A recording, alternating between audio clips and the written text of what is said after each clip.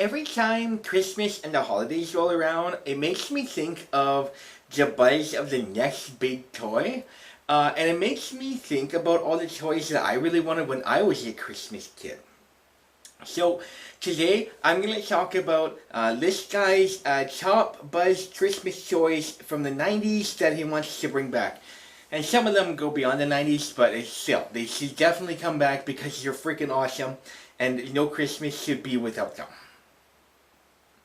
My number one toy that should make a comeback is the Easy Bake Oven.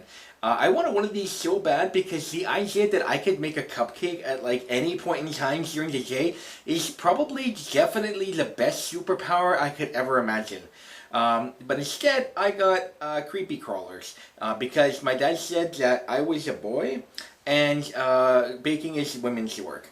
It turns out he was wrong. I actually love baking, but mostly eating.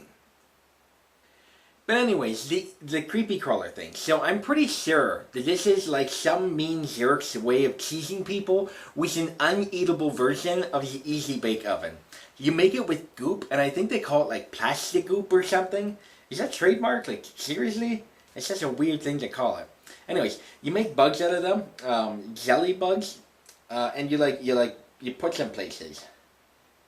That's it. I guess you creep people out. Like, what else do you do with that? You put the ugly colored jelly in like plastic goop in the mold, and it makes these shapes of whatever might be considered a bug, and then you put it somewhere. Like you cook it, and it comes out looking like the shape of what might be considered a bug, and then that's it.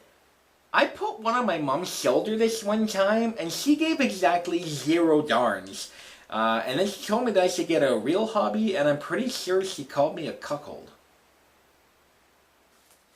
Anyways, 10 out of 10, I would not buy this toy again. But my friend has the Easy Bake Oven, and when my parents picked me up, I showed them it and how it worked, and then I burnt my finger, and they said a lot of bad things, and then decided to not get me the Easy Bake Oven.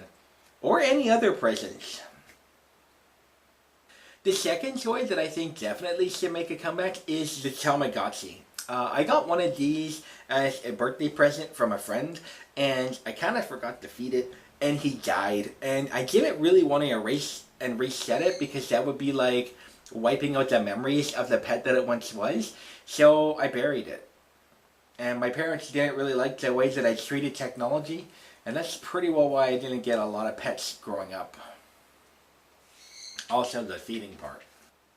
They did let me buy a cactus once and call it a pet though, but I didn't name it because it was cactus. But I did touch it a lot. Sometimes it prickled you, and other times it didn't. I would pick words with it and poke it with a pen, and it would stab me with its prickers. Eventually, one day I won because I went over and went to poke it, but it was already dead and it keeled over and was mush. So Terrence won, Cactus 0. But I do still have the emotional scars from the darn thing. Like prickly sod. The next toy that I think should make a comeback is the Skip It. There was this girl that used to play with it down the street, and she would come running by my house every day like Clockwork Orange. And basically it's this toy that you strap it to your leg like you're a prisoner from the 1920s.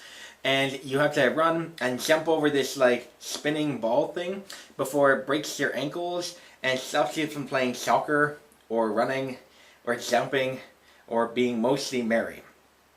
Not that I ever did those things, so I guess that's one benefit of it. I found it once in a toy store, and I tried to show it off to my parents to convince them that it would make me active again.